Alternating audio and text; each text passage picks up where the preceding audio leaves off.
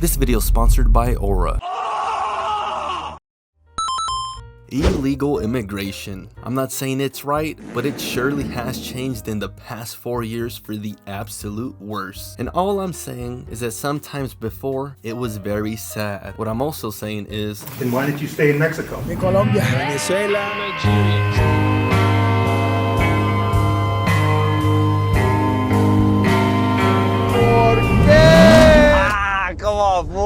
before this current invasion though, the fear of deportation after you've built an entire hard-working American dream lifestyle while trying to gain your citizenship was one of the worst things that could ever happen to an illegal just trying to be what an American can be. And some specific stories were told through that and would completely tear at your soul and pull at your heart. One such film is Bajo la Misma Luna, aka Under the Same Moon, but it has also been given the title of the saddest immigration film ever. So is it, since it rivals with some other so-called saddest immigration films ever, like For a Better Life? And are these stories still as heart-touching / heartbreaking as they were when they first came out back then? Or has this current invasion just negated whatever sympathy was left for people fleeing their countries for a better life? But real talk, I've seen the absolute worst other countries have to offer to America. Mi gente, he pensado invadir una casa en United States. It's like a reward. And I know that's kind of ironic and hypocritical, but real talk, even some of those illegals that now have a green card ain't having it with the new influx of illegal immigrants. Get out of here! Get out of here! However, will watching this video review of this movie change that for better or for worse? Well, it's time to find out. Also, let me know if you have any perspective or insights on these things. The film starts off with, oh, hold up, wait, what? I guess they really were right. The movie starts off with the main character, Rosario, illegally crossing the border, illegally crossing a river, and she gets taken by Border Patrol, and hell nah, bro, this movie's fake as hell. That's not how Border Patrol treats illegal immigrants in real life. Yeah. There we go. Turns out that this was a dream or a flashback. I don't know, this is my first time watching the film. Regardless, now it's a getting ready montage routine in parallels from her American morning to her son's Mexican morning. And hold up, did this girl just put a jalapeno on a Pop-Tart? Saddest, man, deport her out of America and out of Mexico. I ain't never seen anyone do anything that grimy. Her son is basically growing up on his own and taking care of his sweet, sick abuelita, and he's gotta be on his way now to a payphone to answer his mama's call from the States. It's also his birthday and his mom sends him some new pair of J's for his birthday, but he just wants to be with his mom and live ironically and illegally the American dream. Some more important information is that they've been separated for 5 years and he just turned 9, so she basically abandoned her son for like 4 years. That's the mess up hoe. She's trying to get her paperwork right and legal but keeps getting robbed. Damn, that's the second time I've seen one of these films where a lawyer takes an illegal's paperwork money and then just dipped. I bet it was a thieving Mexican who did it too. Come on, fool. Just kidding, but for reals, was this a big ass scam for illegal people back in the day and still today? If you know, please comment down below to see if this was really a common thing or just a movie cliche. ¿Necesitas algo, mijo? A ti. Damn, bro, that shit's sad. Carlitos is now daydreaming and trying to visualize being in LA with his mama until the man interrupts the call.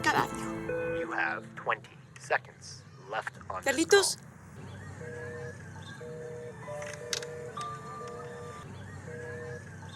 Right, I'll tell you what, you fat little cunt. You're boring. You don't sound Nigerian at all. While on this unsecure phone line, Carlitos' mom online information gets stolen, and now her address gets lost, and now Carlitos may never see her again. ¿Por qué? All because she didn't use today's sponsor, Aura. The more and more time goes on, the more and more it seems that your online identity needs to be secure from all of these identity thieves spam callers, email phishing scams, and so much more shady characters. For reals, I tried Aura's dark web monitoring and saw that my own email has been leaked like 10 different times in the past year. And since Aura notified me of this, I was able to be on high alert for any sketchy emails waiting for me just to click on them and steal all my info. Because honestly, your private info and life can be changed with one seemingly innocent click of a button. And although all your private online, financial, and social info may be priceless to you, truly securing it's completely free for 14 days when you click my special link or scan the QR code above. And then still get the discounted price for only $12 a month after that. With this, you also get VPNs, dark web monitoring, password management, parental controls, and so much more. So don't wait any longer. So like that Carlitos could see his mama. Click the special link in the description or scan the QR code. And thank you, Aura, for sponsoring this video. Now back to the review. It's a Carlitos party, and y'all already know they got him a $500 mariachi for 4 hours when he just wanted a PS2. Anyways, Abuelita is sick and getting worse. So Carlitos goes to go get her medicine, but the neighbors are trying to forcefully adopt him once Abuelita dies, so they can scam and collect all the money that his mom sends him through. Also, the neighbors turns out to be Carlitos' bastard's dad's brother, so they're related, and I could definitely feel that drunk deal talking too close and making you all uncomfortable type of vibe. Alguien se tiene que hacer cargo de ti. If you know, you know. No me toques, tío. At night, Carlitos is talking with his abuelita and is conflicted and scared that his mom isn't coming back. Also, that he might lose his grandma and go live with that creepy ass tío. It's a new day, and here's some important dialogue. El nuevo abogado dijo que tomaría tu caso con $4,000, ¿verdad? Sí. Deberíamos conseguirnos a 2 gringos para que se casen con nosotras. ¿Sería más barato y más rápido? Now we're back with Carlitos and his friend. ¡Ah! ¡Órale, son nuevos! Sí, me los regaló mi mamá por mi cumple. Qué suerte tienes de tener una mamá que te compre esas cosas. Híjole. And damn, bro, that shit's sad. Later, he heads to work assisting this older lady smuggling illegals across the border, and she's real talk to blame for New York and Chicago's migrant crisis going on today. Come on, fool. Now these non-Spanish speaking Mexicans want to make extra dough trafficking babies across the border. Sound of freedom, head ass and all. We can take babies across. But the older lady denies their offer because she only smuggles adult military-aged males to America.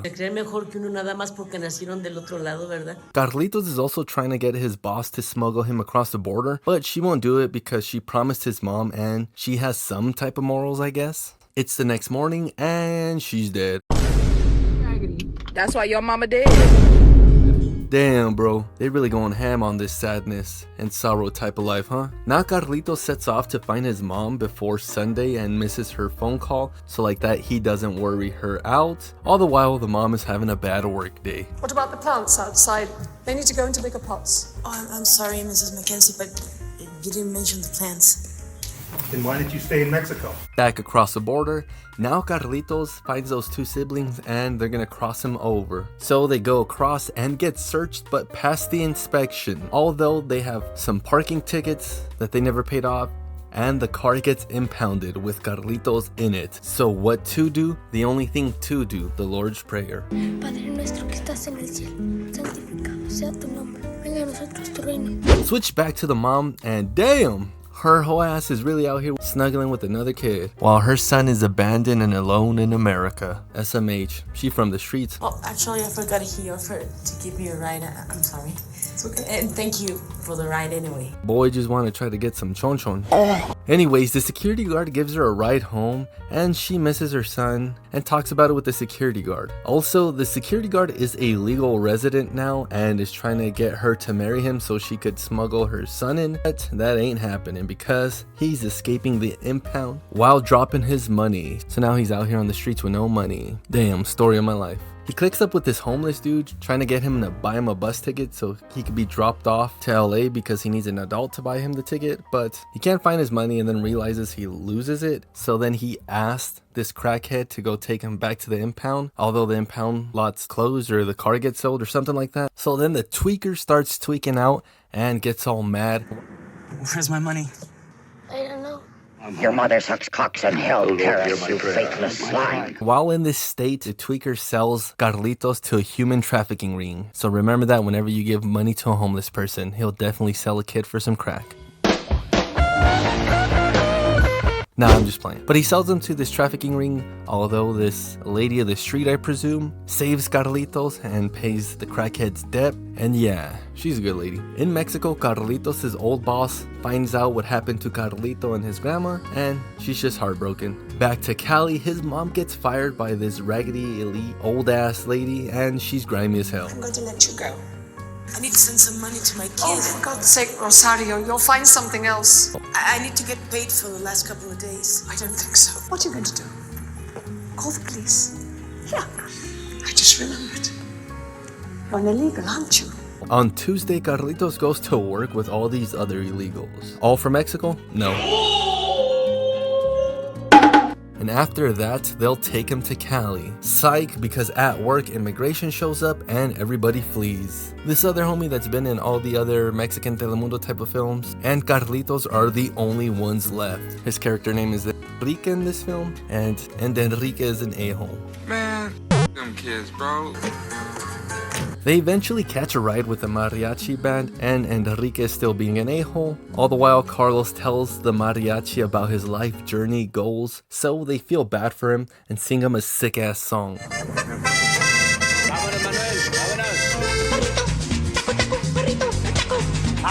Come on, fool. Once they get to Tucson, Arizona, the mariachi band drops him off, and Enrique is fed up with Carlos, so he leaves him, but then sees that he's gonna get jacked by some whack-ass Arizona cholos, so Enrique stays with him to save him, but still kinda wants to leave him. Carlitos' plan is to get a job and get in a feria to get a bus ticket to Cali, and he does that, but Enrique is still trying to be grimy and screw him over. I gave the kid the only job I have. I told him I can only hire one, but he said he's with you. Later, the mom talks to her friend, and she's gonna try to go through with marrying the security guard in order to get the papers to get Carlitos into America. Anyways, now it's a hard day of work montage. It's pretty funny.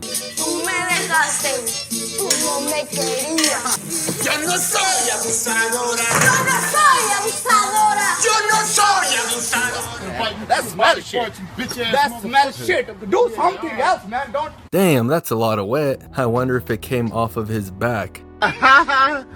Carlitos is daydreaming about his mom, and damn, bro, this shit's sad. Enrique ends up convincing Carlitos to look up his dad since his dad lives in this area. So he does, and he finally meets up with his father who abandoned him 9 years ago. And his dad feels guilty agreeing to take Carlitos all the way to Cali and wants to make amends with his son and his mother. And now they're gonna have a healthy relationship again. Just kidding, this homie abandons his own son again. Second time. So Enrique steps up and decides to take Carlitos all the way to LA. They get to LA, but Carlitos mistakenly thought that his mom's P.O. box was her home address, but it's not, so they're in a bit of a rut. Carlitos remembers about that payphone that his mom calls him and all the visual cues that mark that payphone, so like that he could get a close estimate to where she's at with all the geological locations to pinpoint that. They spend all day looking for that specific phone and pinpoints, but they have no luck. And damn, they literally just passed her. At night, the mom backs out of the wedding and she's gonna go back to Mexico, although the security guard's like a good guy and doesn't mind being friend zoned and cucked, so they still party. But this gets interrupted because Carlitos' old boss lady contacts the mom, letting her know that Carlitos is basically lost and dead to their knowledge. Hoping not, but you know. So now the mom freaks out and wants to go back right away to Mexico, which might ruin everything since she won't be able to make that call for Carlitos and then Carlitos won't be able to find her. But anyways, she's going back to Mexico. She's on the bus and then she sees this other little random Mexican boy make a phone call, but then she remembers about that whole phone call thing and basically gets the same idea as Carlitos. In the morning, Enrique awakes before Carlos in a park and goes to go get them breakfast, but some cops spot Carlos sleeping alone in the bench and go see what's up since this all looks kinda sketch. Is that your friend?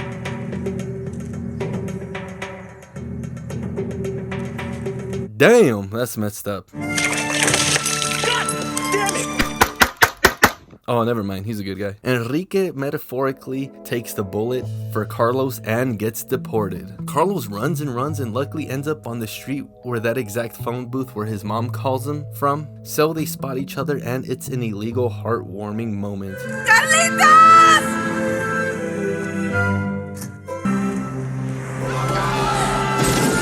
Just kidding, but for real, it's a tear-jerking ending. And man, this film is a pretty decent journey into the morally gray ethics of illegal immigration. This shit must have made a hard-hitting, big impact when it first came out.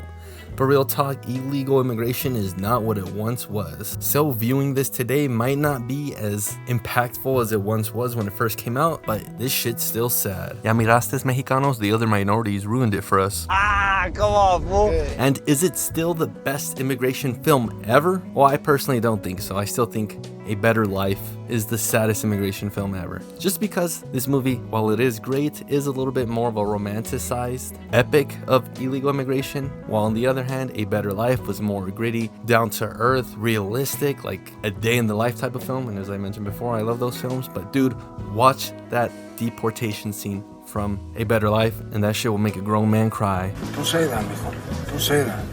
Especially if you got kids. 8.5 out of 10 orales. And thank you very much to Aura for sponsoring this video.